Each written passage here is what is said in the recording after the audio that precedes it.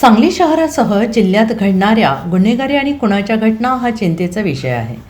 सांगली शहरात तर गुन्हेगारीचा स्तर मोठाच वाढला आहे। लोकप्रतिनिधींनी यावर वारंवार कारवाई करण्याची मागणी करून देखील जुजबी कारवाई केली जाते। वरिष्ठांकडून आदेश येतात, मात्र खालच्या स्तरावर त्याची अंमलबजावणी केली जात नाही। हे गंभीर आहे। त्यामुळे स्वतः गृहमंत्र्यांनी लक्ष घालून सक्षम अधिकाऱ्याची नियुक्ती करावी अशी मागणी खासदार विशाल पाटील यांनी केली। सांगली ते माध्यमांशी बोलत होते ते पुढे म्हणाले, गुन्हेगारी मोठ्या प्रमाणावर वाढली आहे। नशेखोरीतून खून होतात आणि ही गंभीर बाब आहे। लोकसभेत याबाबत प्रश्न उपस्थित केला आहे। गृहमंत्र्यांनी तातडीनं सांगलीत लक्ष घालावे। त्यांचा व्याप मोठा आहे। त्यांना सत्ता स्थापन प्रचारातून वेळ मिळत नसेल तर त्यांनी गृह खाते दुसरीकडे द्यावे। पालकमंत्र्यांनी अधिकाऱ्यांच्या बैठकीत लोकप्रतिनिधींना बोलवावे अशी मागणी त्यांनी यावेळी बोलताना केली आहे। रोहितदादांनी सुद्धा विधानसभेत प्रश्न नशेखोरीवर विचारलेला मांडलेला, योगायोगाने त्याच दिवशी मी सुद्धा लोकसभेत नशेखोरीवर प्रश्न मांडला। हे काय ठरवून नव्हतं, ही परिस्थिती जी निर्माण झाली त्यामुळे हा प्रश्न मांडावा लागला। केंद्राने सुद्धा माझा प्रश्न वेगळा होता आणि केंद्राने ह्या नशेखोरी थांबवण्यासाठी आणि नशेखोरीच्या विळख्यात सापडलेल्या लोकांना त्यातनं बाहेर काढण्याचा होता।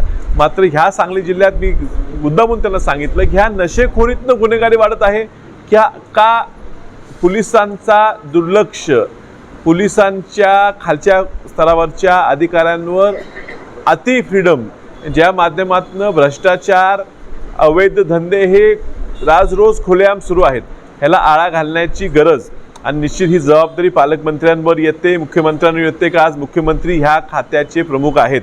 आणि सांगली जिल्ह्याला मुख्यमंत्री झाल्यापासून ते प्रचार वगळून अजून आले नसल्यामुळे त्यांना मी विनंती करणार आहे की त्यांनी इथं यावं आणि ह्या निवडणुकीच्या गोष्टीत लक्ष घालण्यापेक्षा आपण महाराष्ट्राचे सर्व पक्षांचे आज मुख्यमंत्री म्हणून तिथं आहात आणि सांगली जिल्ह्यात खरंच आणि खास करून सांगली शहरात ही गुन्हेगारी वाढत चाललेली आहे। ह्याला कुठेतरी आळा घातला पाहिजे। गरज पडली तर इतर चांगले अधिकारी ह्या ठिकाणी आणून सुद्धा तो प्रयत्न केला।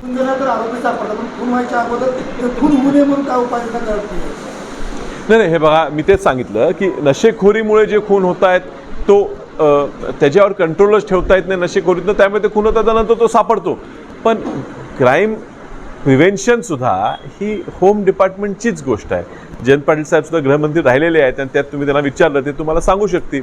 आज खातं मुख्यमंत्र्यांकडे असल्यामुळे, मुख्यमंत्री खूप व्यस्त असल्यामुळे कदाचित त्यांना ह्या पातळीवर खाली जाऊन बघता येत नसेल, जमत नसेल तर इतर कुठल्या मंत्र्यांना त्यांनी ते खातं द्यावं जेणेकरून सांगलीची सुरक्षितता वाढावी।